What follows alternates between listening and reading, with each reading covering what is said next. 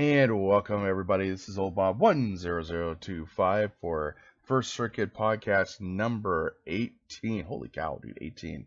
18 podcasts of great people talking and our views and everything else of YouTubers and Twitch streamers and really people that know what they're talking about the game itself. We have Biter. Go ahead and say hello, Biter. Hello, Bida. Yeah, hello, Biter. And we have Ian. And Ian, go ahead and definitely say hello to definitely the wonderful people that watch this show.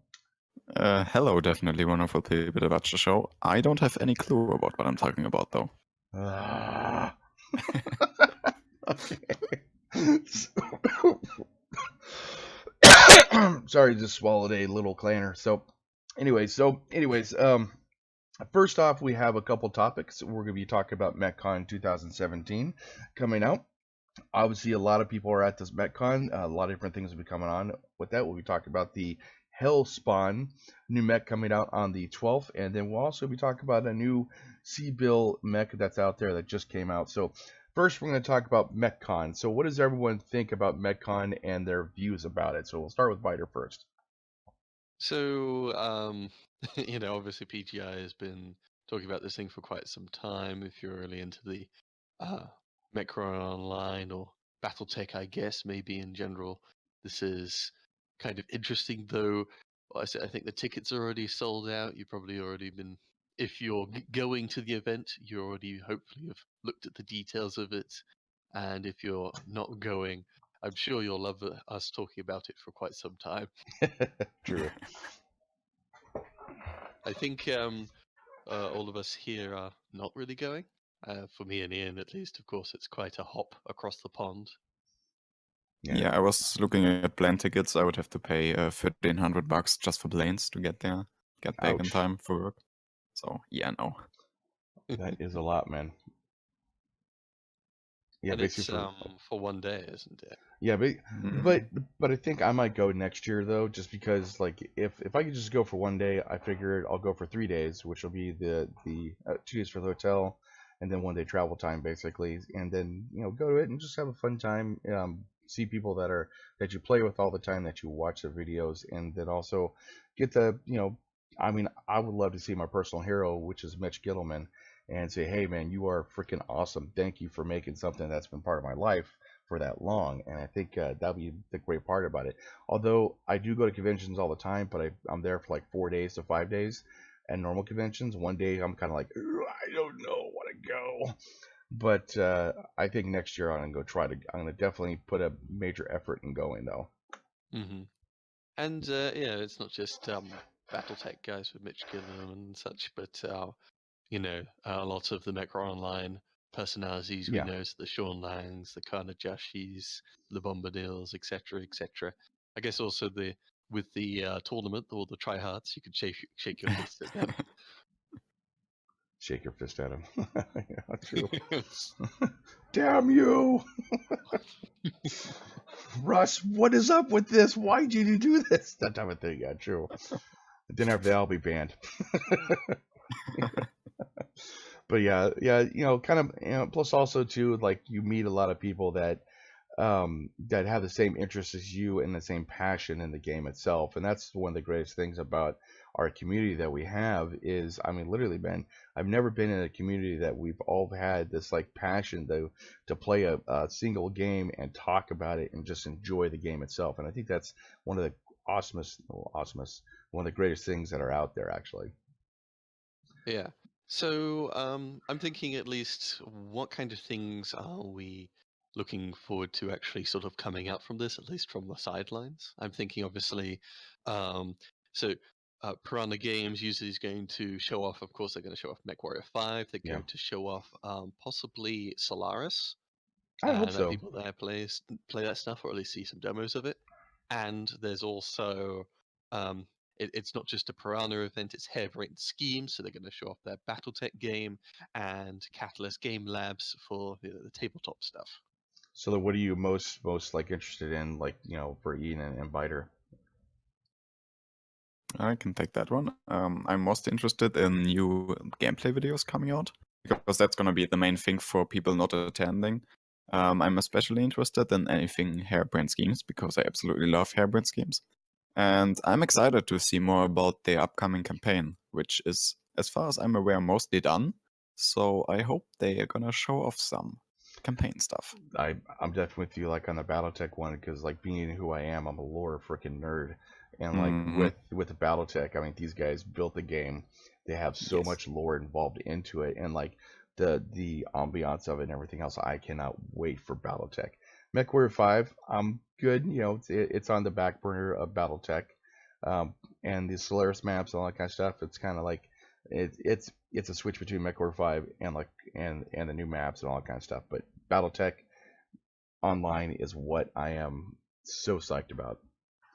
And also for those who are involved in the scene or interested in competitive gaming, they're of course doing the world tournament thing at MechCon. So there'll be the top teams there competing. There'll be that footage as well for certain individual if people who are into that stuff.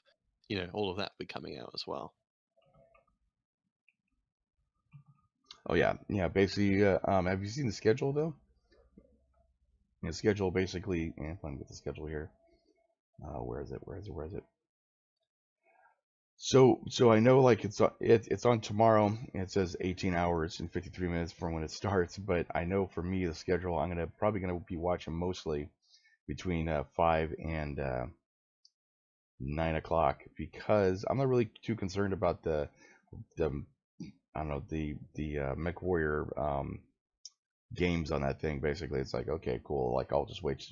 I'll wait till the finals are done, basically, and just find out the next day. But I want to see what Harebrained Scheme says at 5:30, and what Piranha Games says at 9, at like 8 to 9. So that's what I'll be definitely tuning in for. But yeah, they've given themselves a whole hour to talk about things. True. Well, that's Catalyst and Harebrained Schemes put together. Yeah. Well, they did that before too. Like it was 50 minutes of Russ talking and then 10 minutes of video, right? But yeah, at least with them working on 2 games, there is a lot more to talk about. Hopefully, more to spread the lovely Russ butter over. True. Do you think they're putting more effort into MechWarrior 5 than they are into MechWarrior Online? Because I think we talked about this before, though. Ooh. I mean, I'm still of the opinion that I honestly do not know, but I've heard people say at least like, oh, half the team's on MechWarrior 5. I would expect them to have more manpower on MechWarrior 5 than MechWarrior Online right now. Just judging from the amount of content we get in MWO and the amount of content I know they have to build for MechWarrior 5. But obviously we have no idea since we're outsiders. Well, also too, like Russ was saying, MechWarrior 5 is going to be a type of system where they have, like that was in the last podcast that they had with Sean Lang and No Gusto Galaxy, but they were talking that they're going to have like kind of expansion packs, so like different missions going from, I think it's 30, 49 or 48 or something like that. So I guess it will bring in clans probably the next 1 or 2 like expansion packs or something, because I thought it was 30, 25. That was just me. Yeah. Okay, now you've got me confused. I thought the actual game starts in 3025. That's what I thought, but Russ was talking like in the podcast that it was 30, 48 or so, or 49 or something, and then he'll have clans later, or the supposed clans later on with like expansion packs. At least that's what I heard. I guess I don't know. Maybe Russ just got confused about the date again. Be prepared for DLC Pack 1. Game pack information currently unknown. Yeah, exactly. So actually, there's a lot of different streamers going out there too, which is you got Kanagashi's going out there. I heard Molten Metal's going to be out there. Beef, I heard, is going to be out there. Whole bunch of really cool streamers that will be out there. So it'll be interesting to go check out, just to watch these guys and then see them in their natural environments, something like that. It'd be kind of interesting to go check out. Just go watch. Yeah, I think though, I mean, at least I'm not a kind of con-going person, but it's sort of like with these personalities, of course, everyone's globbing onto them, and typically as well, they're going to, just enjoy each other's company. more so than random strangers from the internet. So they'll be around. You can say hi, but they sometimes I think we saw sort of with the podcast and them playing a bit of games together.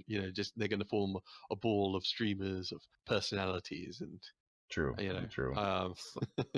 Yeah, maybe the streamers will, but I can promise you definitely, if you're going, you can have plenty of time to talk to people like Mitch Gittleman, Jordan Wiseman, because I know those people are definitely going below the normal folks, so to say, because they really enjoy it. I've had the obviously. pleasure of meeting Mitch Gittleman. He's an Really? amazing person. Oh yeah, he man. was to Gamescom this year. Because the that guy's my Hairbrain personal Schemes hero. peoples, they're going to be, showing off the game. They're going to be going around chatting with people and such. They seem, very fairly affable. Yeah, actually, Mitch Gittleman's like, and Wiseman's like pretty much our personal heroes because I've been playing their stuff for literally 35 years, and it's like, I mean, damn, all the stuff they make, it's like I'm still playing it, Shadowrun and BattleTech, basically that kind of stuff. So I'm very happy about that, or what Facet made, basically. Very happy about that. Have you guys seen the pins that are out there? The new faction pins? Yes. Yeah. They're cool. You guys think that basically they should actually do merchandise like this to actually make some money? I mean, it'd be a good idea.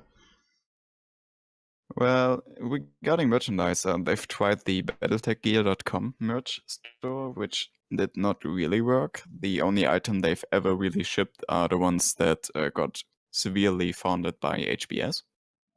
So I don't know if they would actually make money off those, but I would definitely love to see them because they are really cool. I think they would sell.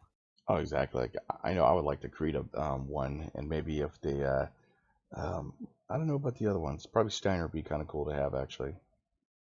Yeah, I imagine it's a little funny in my mind that you could, it's sort of like the streamers, anonymous streamers we're talking about probably can set up a t-shirt store faster than yeah, I other know. games could. I know what you're talking about, actually. I mean, basically, all you really have to do is spend. I mean, like for my t-shirt store, it was literally about maybe a day of research and pop up the stuff, and my wife did most of the stuff though.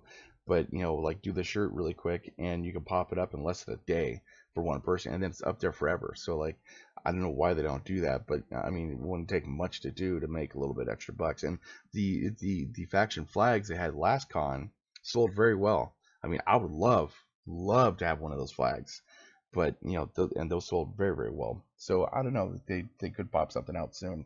Or I actually think the main issue here are the licenses for merchandise. As far as I'm aware, neither PGI nor HBS actually have any licenses to sell BattleTech merchandise. Mm-hmm. So what they're selling is MechWarrior Online merchandise, which I guess is different. Well, the pins are BattleTech, basically.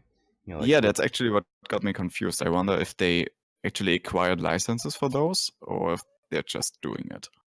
That's interesting. I wouldn't know, actually. And plus, also, Harmony Gold wouldn't be involved into it. Those little bastards. Type thing. But yeah, like, I would love those pins. Hopefully, anyone who's listening who's going to MechCon, let me know. I'll slip you a 5, okay? Yeah, but buy some extra for us. I'm gonna pay you double. Okay. I've got to bid you more now. Okay. Yeah, definitely. But I would love one of those pins. It'd be really nice. And the flag, I would love one of those like old banners from last con. It'd be really cool. So I think the schedule we got, they got food coming. Let's see here. All the new mech patterns basically that are coming out for the tournament supporter packs. So have you guys seen these? These are actually pretty cool. It's like a multi, I don't know, like hexagonal thing or something like that. Mm-hmm. Fractal pattern. I don't know. Who knows? Looks interesting though, to tell you the truth. Now, like, do you know if they have it for one style mech or for all your mechs or something? Like looking at the pictures, I'd expect that camo fits on whatever mech you choose. Be made available for MC at a later date. Okay, in-game packs will be able to choose the 4 mechs they would like their MechCon pattern to be on. Okay, so you get 4 mech patterns or 4 mechs for that to be on. So that's interesting. So that I assume the 4 mechs you used a lot.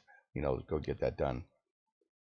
Here it says, the MechCon pattern will be available for all mechs that have been released up to date, including Defenders.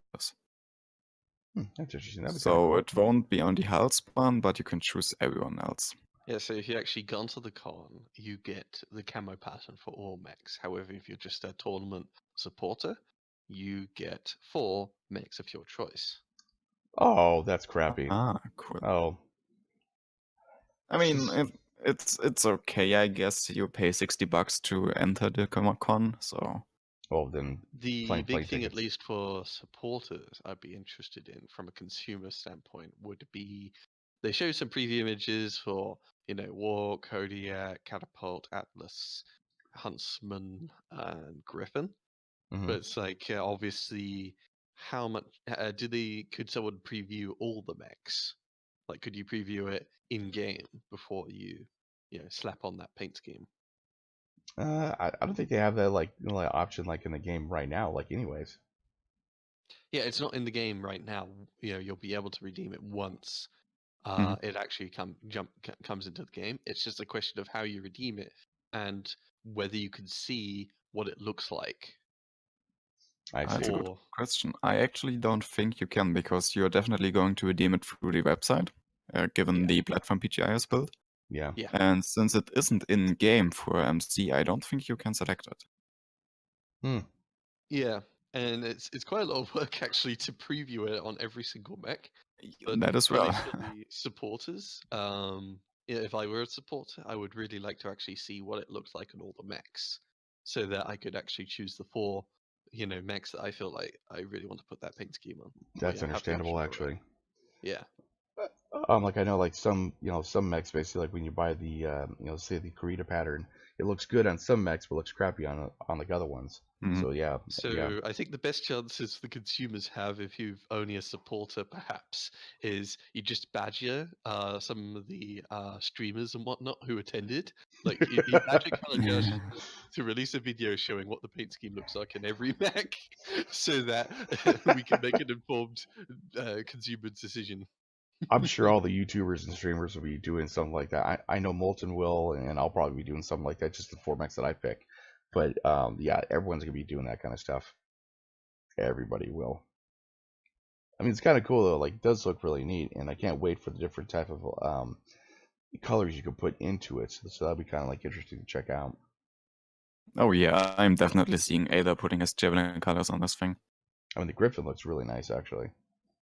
I definitely like that one. Looks beautiful, man. Looks beautiful. But yeah, you're right though, Biter. It'll be nice that we could actually preview it before we pick the 4 mechs. And since PGI, and what Ian was saying, since PGI doesn't really have the platform to do that, we got to pick ahead of time unless you attend the conference or the con. Sorry, my voice is all screwed up here. I just woke up, so.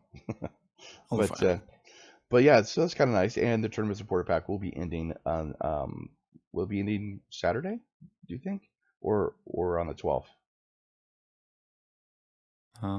Let's find out. I'm not sure actually. I'm not sure actually that will be ending then. But you still get the tournament supporter Warhorn and the little hanging things and everything else. So that's kind of cool. But you'll be losing the 10% SIBO bonus, which I definitely used for a lot of things.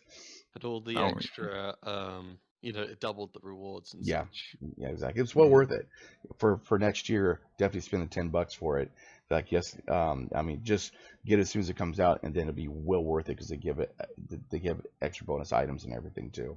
Yeah, I was one of the people who didn't buy the package because I was like, 10%. I'm just gonna play a tiny bit longer for that. And then they doubled all of the event bonuses, and I was like, yeah. Well, should have did it, man. Should have gotten it. I never really bothered with it. Oh, really? Yeah, I'm fine. Well, you've got a couple million Seawolves lying around, don't you? Yeah, Biter. Yes. Yeah, true. Hey, what's up, Toof? And basically also too, they have they have better music this year too, which will be very nice because the music they had last year was horrendous. It's atrocious. could not even believe they even had that. It's like, oh my god, that was the biggest thing we were talking about. Like we were sitting in Discord talking about like MechWarrior or the MechCon. I guess a better DJ and everything else. So it's good. Hopefully, yes. MechCon's to be much better. So like, I'm very happy about that. Well, no doubt. At least, hopefully, yeah, a second time at it. You know, the first time you're just throwing it together, seeing what sticks. Much more so this time you've got some experience. So yeah, it should be a much better experience. Definitely so. Hey, Intel Geek, what's going on? I just posted a Twitch clip from last year that I think is worth playing on stream for a few seconds. Twitch clip. Hold on a second. I gotta go find that now. In Discord. In our Discord. Let's see here. Oh god. Yeah, that was a let me. I don't think I can get that like on stream actually. Yeah, that may be copyrights. Yeah. Anyway, talking about that music. Yeah, the music. That's kind of the music they had. It's like, okay. That just screams big stompy robots to me. Yeah, absolutely. Yeah. Very cool. The music makes everything, man. That particular track was actually quite fun because it was the meme of Atlas making love to the Kodiak. Oh god. I personally quite enjoyed that quite a bit. Oh jeez. So I think that's it for MechCon, unless you guys got something else. Do you have anything else about it?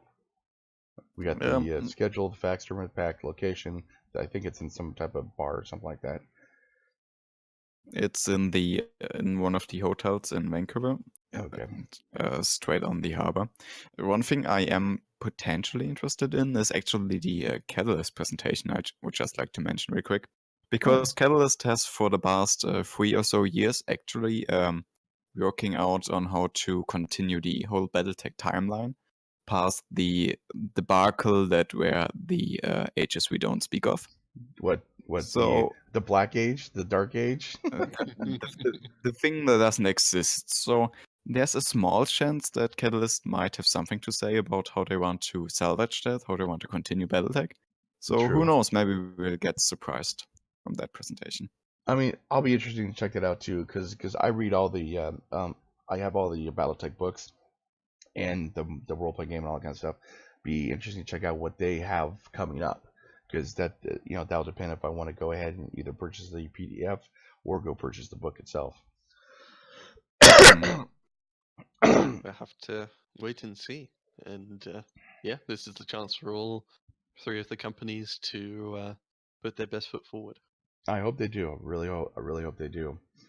So it's just going to be hour upon hour of MechWarrior 5 footage with that potato running around. Yeah, I'll be honest. I was quite surprised that they put out the MechWarrior 5 footage like 2 weeks ahead of MechCon. Like, why didn't they wait and show it on MechCon and then post a video a week later? Well, that's a marketing standpoint, though. You want to get people like excited, and then he did say during the podcast he'll have better footage on the when MechCon happens. Oh, so someone who can actually play the game. Yeah. Basically, they got better footage, and hopefully it's better footage. Hopefully it's better stuff instead of that guy jumping around in to buildings. some degree, though, at least if you're someone going to these events, it's like I kind of prefer going there and seeing raw, what MechWarrior 5, how it's shaping up, because it's quite a leap from the first footage we saw. Oh yeah. And now, it's not going to be so much of a leap from what we've just seen to what we're going to see tomorrow.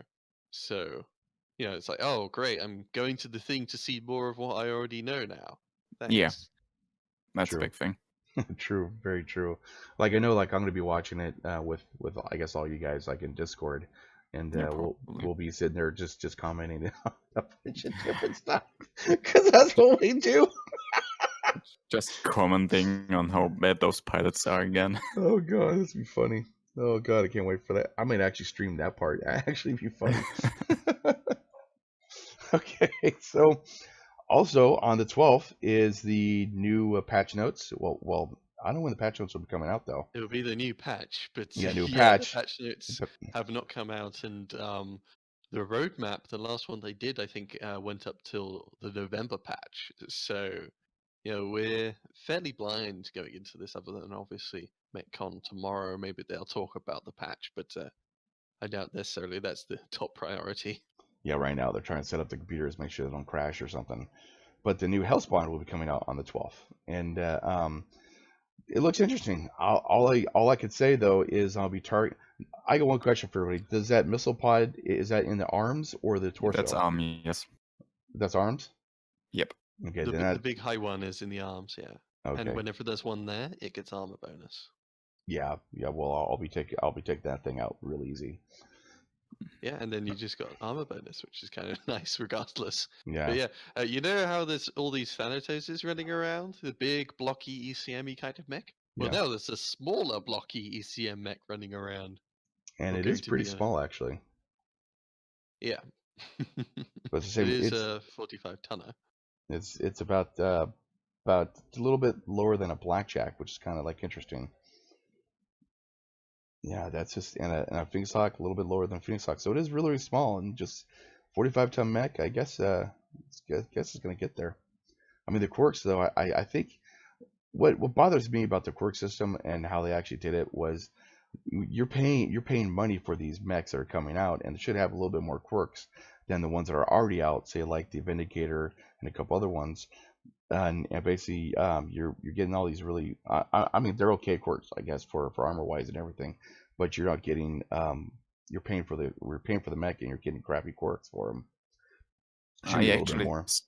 I actually strongly disagree here. I would rather have new mechs be slightly underperforming than be pay to win.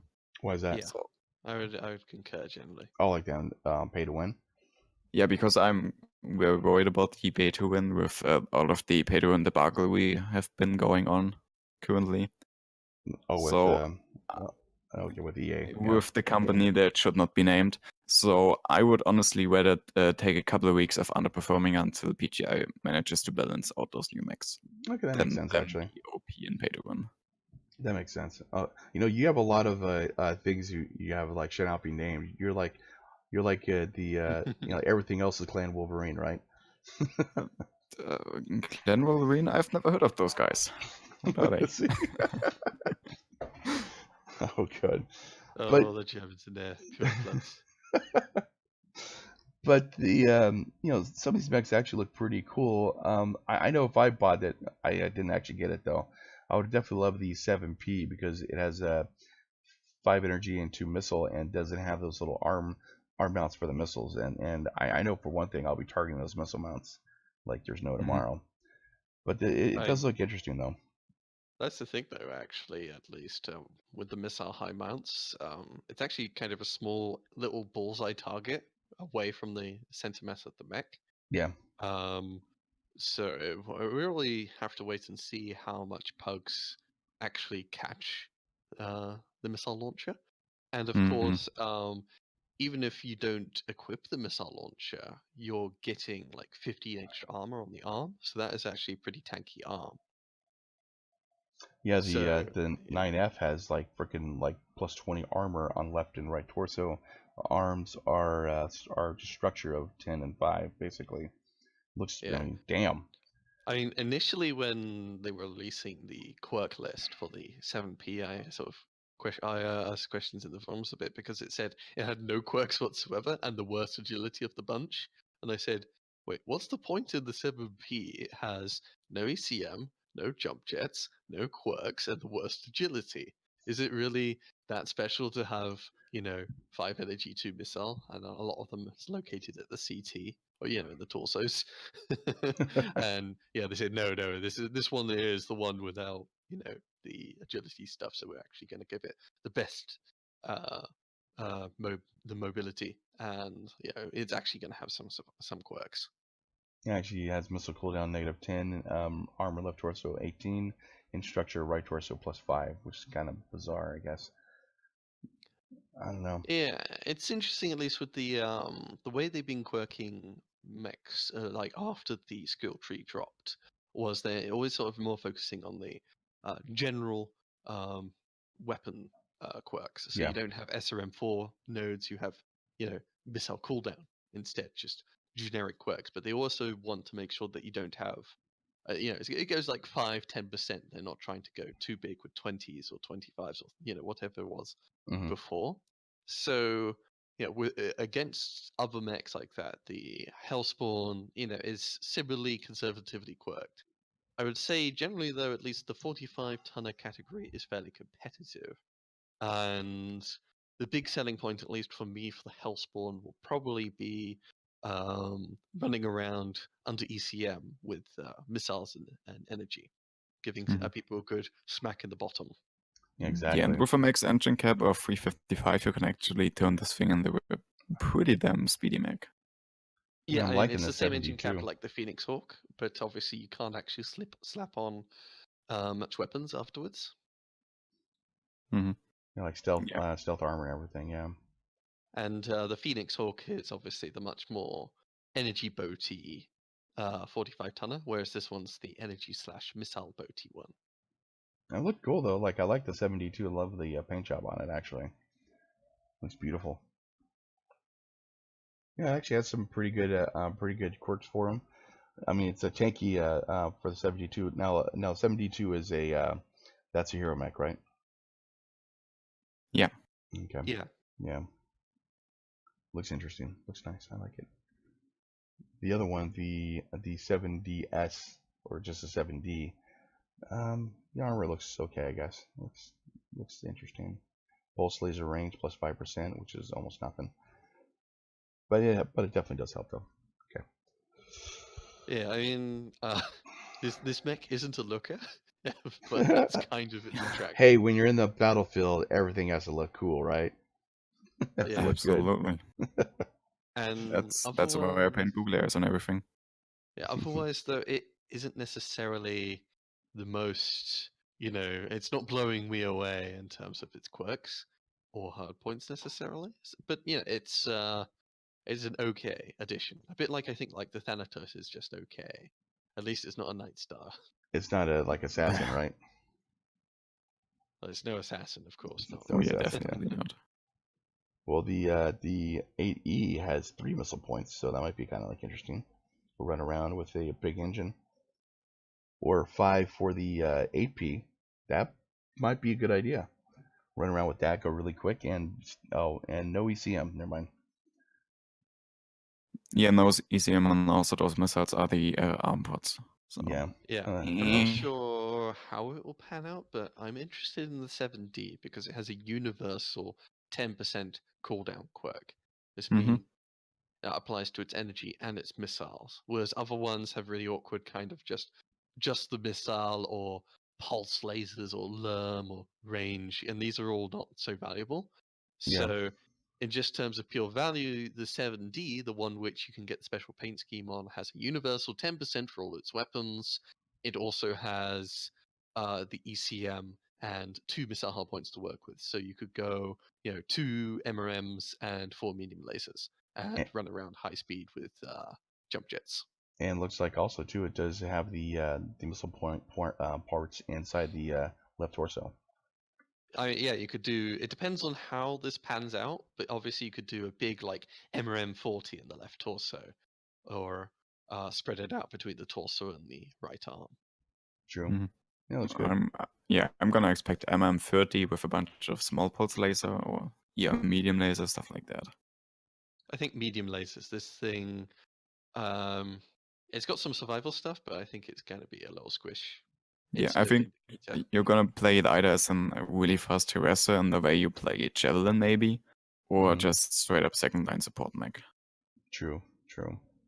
Most 45 tonners are just support mechs. There's only so much tonnage.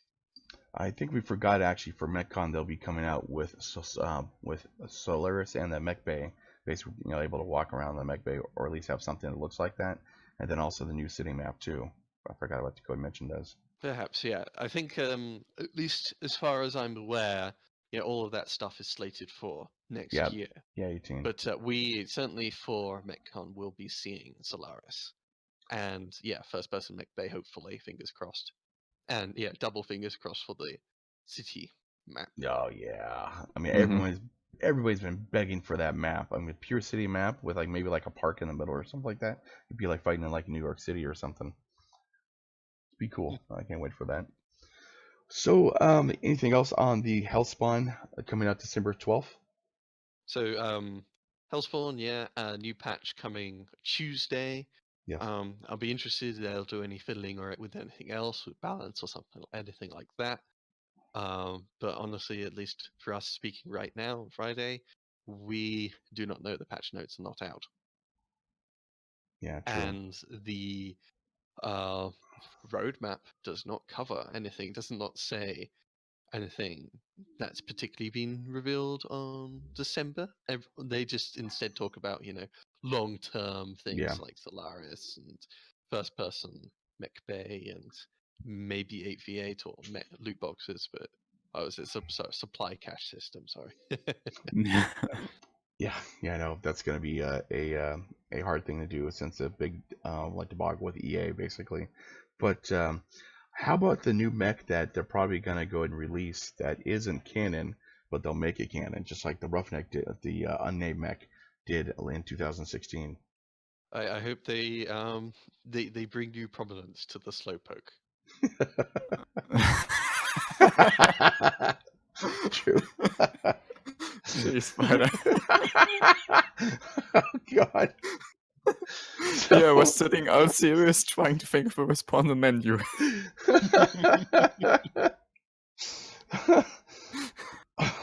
So I would say, like, even if I didn't really like MechWarrior 5 and didn't pick it up, it's like they do a story expansion of Slappy in the Slowpoke. Happy in the Slowpoke. I would snap it up with all the DLC instantly just to play that. Yeah, okay. Aha! Fear my one medium laser. Yeah, one medium laser at 30 kph, cuff. On a Oh, Mech God. cheaper than a single LB20. Yeah. Yes. Oh Jesus. Yeah. Well, I don't think that'll be coming out though. But do you think it'll be Clan or the Kinder Sphere?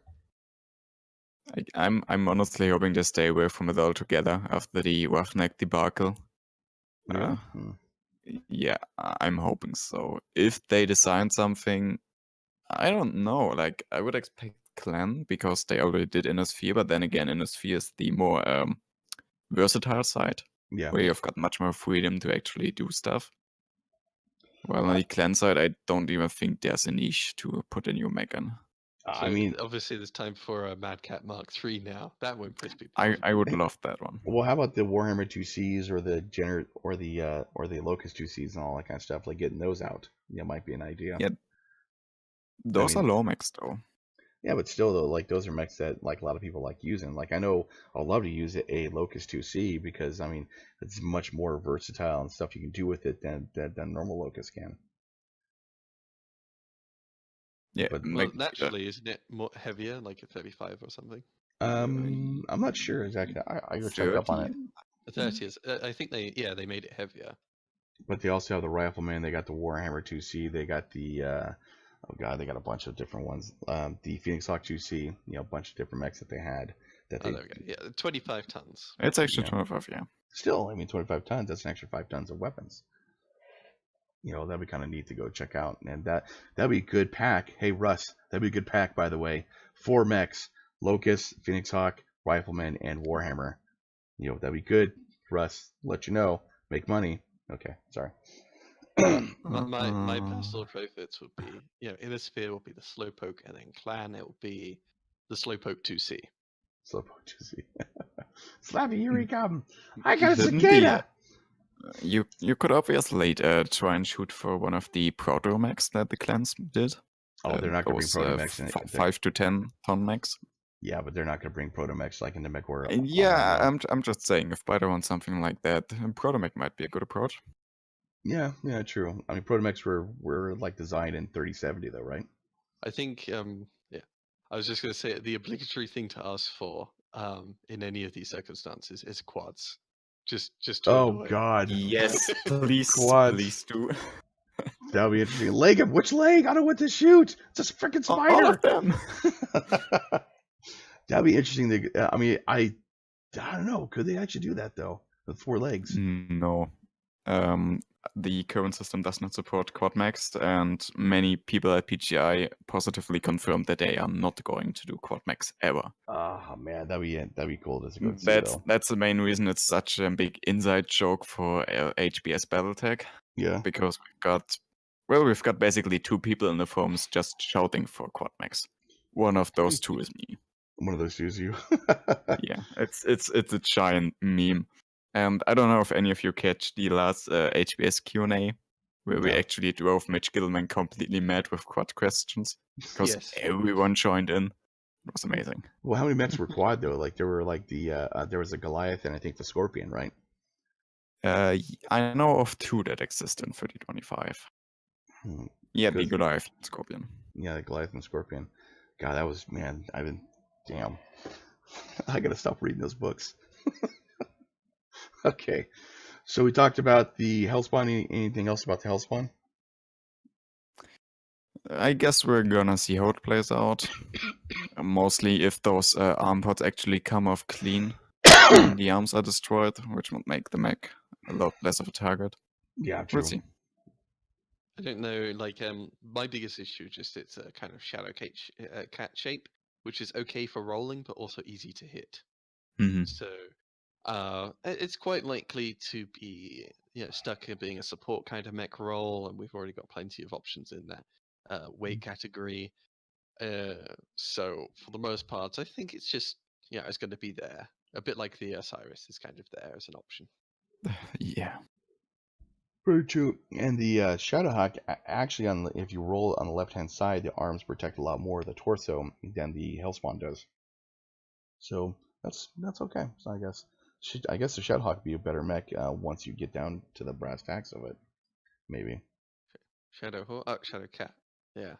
Shadowhawk. I'm sorry, like Shadowhawk. Sorry, Shadowhawk. the 55 tonner. Yeah, exactly. But yeah. Yeah, the arms don't necessarily look like they're the best shields for the Hellspawn on the sides. That's probably at least why they've given the left torso such a huge buff. True. Yeah, it definitely needs that, because if I look at it from the front perspective, I'm gonna shoot that left torso and it's gonna be gone really quick. Like that thing is big enough that I can take it out with SRMs at next distance. Actually, I'm gonna take the clan way. Just start shooting legs from now on. I'm done shooting torsos. I'm gonna just start shooting legs. I'm done.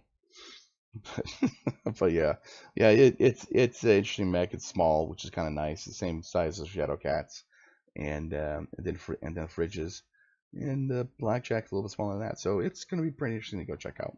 I'm gonna like it. Once it comes out for C-Bills, I'll like it.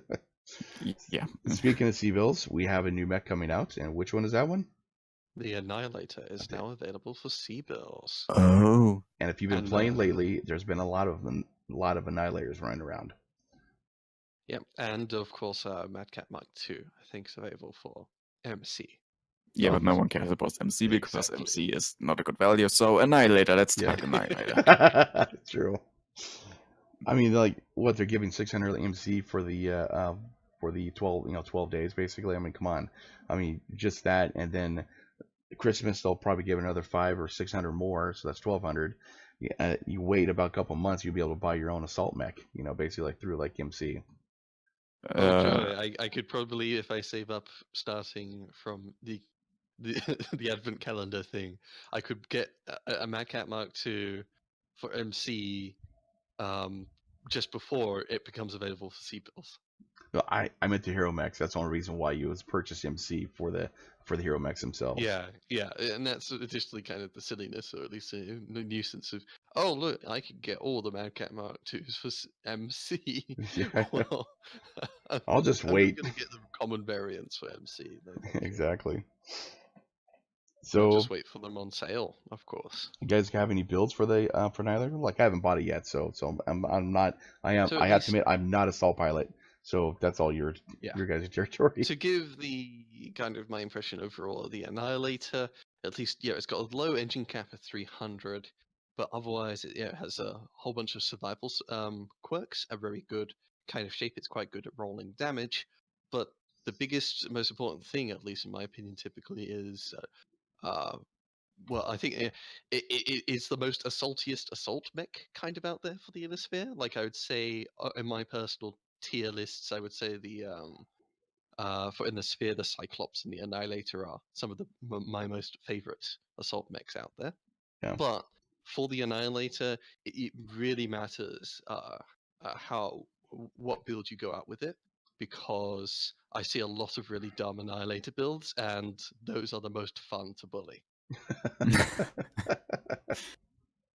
Nice.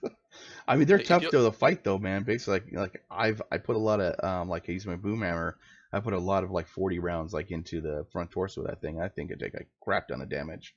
yeah, so like yesterday, I saw an Annihilator take 4 rack 5s. It's like, okay, you like Oh racks, jeez. but please don't fire all of them at once Oh with override jeez. on. 4 rack Oh 5s? jeez. Yeah. Oh my god, Talking about ghost heat and blowing yourself up. that's Yeah, not good. exactly.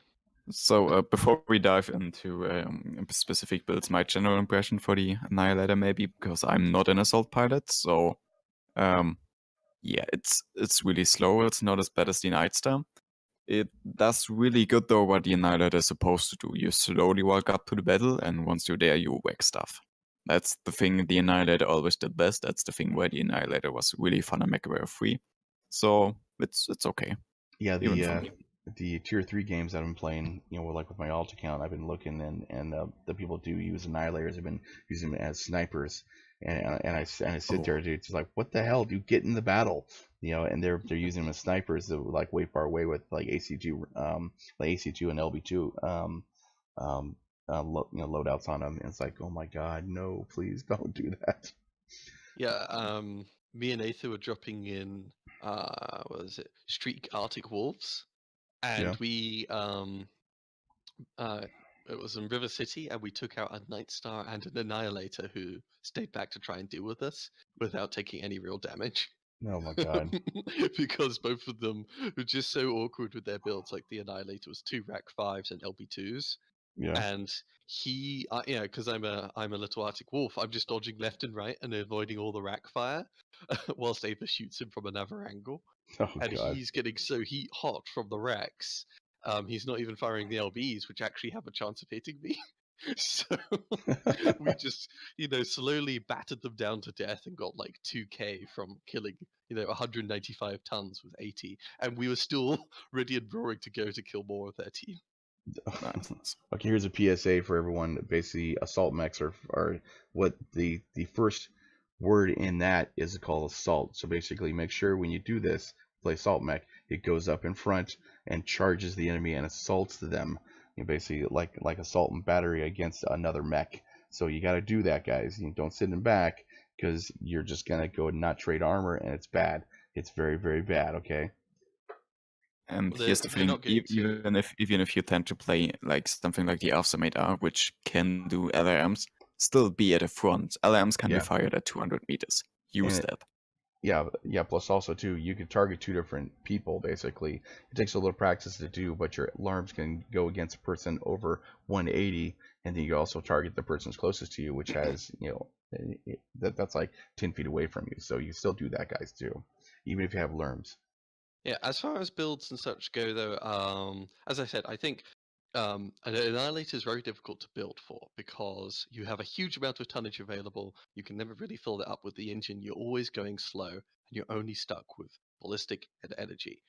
Typically, at least, this mech you should think about building around a big giant ballistic loadout with maybe a couple of energy weapons backing it up, because for the space available and the engine size available, it's really hard to laser boat with this thing, and it's really not worth your time laser boating in a sphere for the most part with your assault mechs, Huh. particularly when you're just stuck going at such a slow speed. In fact, how much is the Annihilator now? Actually, I'm curious. It's I'm gonna check right now. typical kind of 100-tonner costs, so you're going to pay about 10 million, Yep. 9.6 million or so Yeah. upfront to get one of the chassis. And thankfully, at least, because all of them are sort of, at least for C-bills, they're energy plus ballistic, and they all share the same baseline survival quirks. For the most part, you just need like I think a 2A or 1A, the first two, they have a mix of ballistic and energy all over the mech, and Hmm. that usually does you perfectly fine. Yeah, the 2A definitely has a crit hit chance receiving a negative 15%, so that negates the a lot of people with the missiles. You know, Yeah, like having I crit chances. typically, for at least my Annihilator builds, I focus on the fact that because I'm such a slow mover and pusher, you need to be able to pump out a lot of DPS consistently and very quickly sometimes as well. So Mhm. even with the energy built Annihilator, I went 6 large pulse rather than PPCs because they're always in range, they're pinpoint, and they always hit.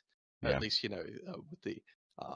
But that is always the most underwhelming Annihilator. So let's talk about ballistics. The most common you'll see out there will probably be the dual heavy Gauss plus like medium lasers or medium pulse laser Annihilator, and that thing can be pretty scary, because it's got range, but it's also does a huge amount of damage up close. Otherwise, I mean, a lot of people take like, was it 5 or 6 UAC AC5s on the Annihilator? It's okay. It has about the same DPS as AC2s. In fact, just take UAC 2. I've had a lot of fun in that one. The Union Jack Annihilator.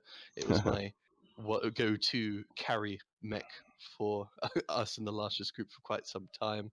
Just dackering people from long range because UAC 2s you could go up to like 33 DPS. Just so much firepower on such a stable chassis. You could dominate the fire lanes with that thing. Exactly. I mean, like looking at these now, and I mean, the thing's freaking scary, man.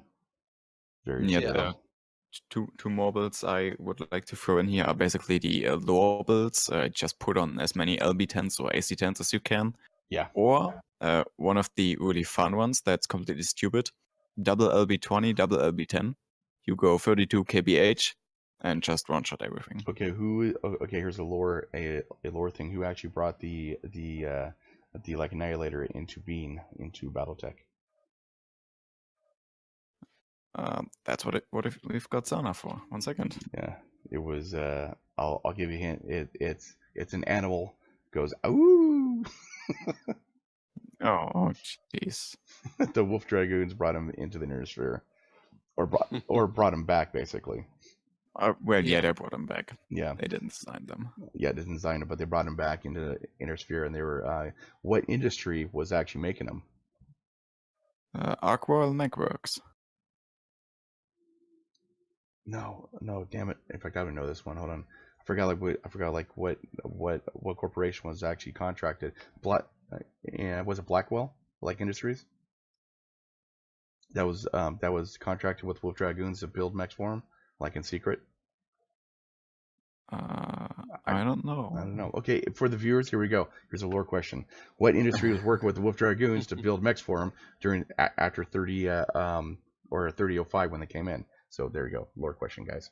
Okay, so anyways, but sorry, yeah, I mean, just to give my own counterpoint, like sort of the thing about like the mass AC10 or LBX10, it's quite good damage over time kind of build, particularly since you can do it pinpoint or you splash one poor soul down to death over time. The problem sometimes with that is though you splash someone once and they run away. Yeah. And its upfront damage is okay, but it's not necessarily the bestest. And that's why at least, I loved, because the big thing with the Annihilator being so slow, a bit like with the Direwell basically, but with the periscope, is a lot of people are just going to avoid contact with you. They're going to poke and trade you around hills. You have to slowly push into them and you've got to make it count. And at least, from my perspective, that's why I loved the UAC 2s, because even a short amount of time, you could do a huge amount of burn on damage onto opponents, and you could really terrify them, and therefore you can easily take ground. Whereas like for the mass LB loadouts, they're effective, but you sort of really rely on your team screening you, and at least in Puglandia, you don't necessarily want to be so dependent on your team screening for you, and that's why at least being able to push in with heavy Gauss, be able to control range with LB UAC 2s, or just being able to quickly pew around corners with large pulse lasers usually seem the way to go. Hold on, wait a second. Are you saying pugs don't actually work together as a team? You're kidding, right? I mean, yeah, and that's also, I think, going to be the experience for a lot of people, particularly if you're not the most used to assault mechs, is the Annihilator. You're going to be left behind a lot of the batches. You have to know how a lot How to about fight map light knowledge. Well, possibly that too, but Annihilators really sort of struggle a little bit with light mechs, at least, dackering them down if they're really small and fast. Yeah. But usually, at least, what you do is you just take the really, really, really long route to the front line. Like, you don't follow the team. Like, in Mining Collective, Mm-hmm. it And always I sort always of run right though. rotates Yeah. that usual way. And what assaults, like, one team, the assaults start in the corner and they have to walk all the way across and then through the middle. And Mm-hmm. people always pounce the people when they try and go towards the center. Well, in the Annihilator, you're so slow, you're going to be there by the time the whole enemy team's jumping you. So what you do is you just go on the circumference of the map Yeah, and fly all the way around because you're so slow. And you exactly. arrive to the fight. Both teams will already be fighting, but suddenly an Annihilator arriving on the enemy's flank can be quite effective.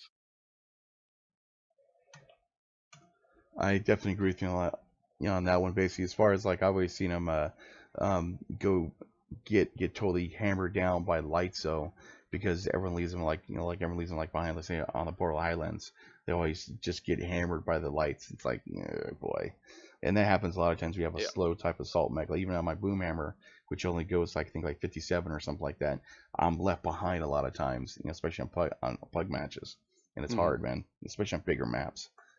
Oh yeah, and yeah, if you're taking Rax and an Annihilator, I'm going to enjoy farming you because, as I said, the Annihilator really struggles setting the terms of the engagement, and Rax sort of more suit a mech that can actually get into position and then get out, whereas the Annihilator really can't do that. True. Okay, so I think I got like 4 minutes left. Any final thoughts and everything else on the different things that are going on? I think sadly, at least for today's podcast, we're mostly going in blind, Yeah. and Mhm. all the interesting stuff to talk about will be next podcast, I think, because at least all the things from MechCon will be out, the patch notes will actually be out, and we'll have time to play the Hellspawn. Yeah. And yeah, the Annihilator's always just been around and been a fairly decent mech. Yeah, I know for me, just like you said, we're going in blind and everything else, but I will actually post all the different like Hellbrain Schemes, Scouts games. Like I'll go post like their actual 30 minutes to an hour for like PG&I like on my website on YouTube, and basically that way like people can get like instead of watching the whole freaking thing of what PGI does, you can just go, oh look, this Scouts games, let's watch this, and just a 30-minute like segment type thing. So I will definitely have that up and running for everybody. I think I'm going to be excited about to see the different people that are out there with like Molten Metal and Beef and all those guys. And decided to go ahead and see them in the natural environments type thing instead of actually behind a computer screen. So it'll be kind of cool. And I'm excited about the new stuff coming out for next year, which is like the new city maps, Solaris, and everything else. I do want a betting system, which would be really cool, but they can't do that due to legal like reasons, which I understand kind of blows, but oh well. And I'm excited about the new mech that probably they're gonna be having out. Don't know. And what's coming out for the Hellspawn. It's gonna be interesting for new blood to come into the system. So that's what I'm excited about. How about you, Ian? Yeah, as I mentioned, I'm mostly looking forward to more gameplay video. Like right now, I'm somewhat burned out on most of my games. I'm waiting for the BattleTech release in early 2018. So yeah, like who knows? Maybe they announce some of their like Christmas and New Year events next week. So I'm sure they will actually. Yeah, definitely. Well, it'll be 12 days of Christmas, so it'll be 12 days of like grab bags basically or something like that. Mhm. Like you'll be from the 12th to the 24th, so 12 days of bag like grab bags. I think I last hope year they did the same thing. The Advent thing is not that inspiring, honestly. Yeah. I mean, you play the game, you get stuff. Type thing. It's like okay. A little bit of MC each time. Ooh. Well, I mean, a couple nice cockpit items are in there, so it's cool. I like it. They should do more of it. Yeah. Okay, so it looks like that's it for us for the First Circuit podcast number 18. We have Biter, Blurred. we have Ian. Definitely go say hello. Hello, or goodbye. And thank you for watching, everyone. And old Bob, thank you for watching. I do appreciate it. I know you can watch other Twitch streamers, and thank you for watching us. with the First Circuit podcast number 18, and obviously 19 will be next week. And we're discussing about time-wise, so it might change, might not. So we're just trying to discuss on that, because a lot of people are from all around the world, so it's hard to get together and go do things. Because I know, like Ian, it's like 2 a.m. like where you're at, which that kind of blows. But but try to do stuff like that. So thank you for watching, everyone, and we are out.